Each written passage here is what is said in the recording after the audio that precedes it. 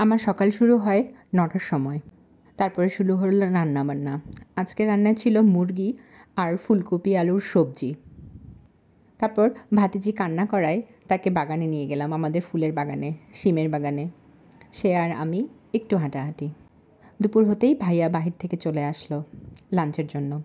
তারপরে আমার ভাতিজির সাথে পুতুল নিয়ে তার একটু খেলাধুলা। তার সাথে খেলতে খেলতেই তার বান্ধবী ফালাক চলে আসলো। এরপর তারা দুজন একসাথে একটু খেললো। ফালাক আরও অনেক দুষ্টুমি করে।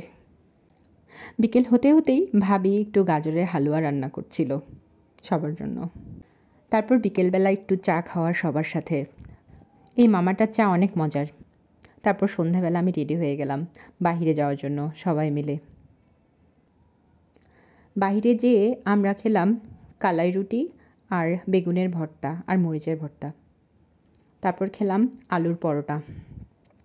স্টেশনের আলুর পরোটার স্বাদ অনেক ভালো। যারা ফুলবাড়িতে থাকেন তারা জানবেন।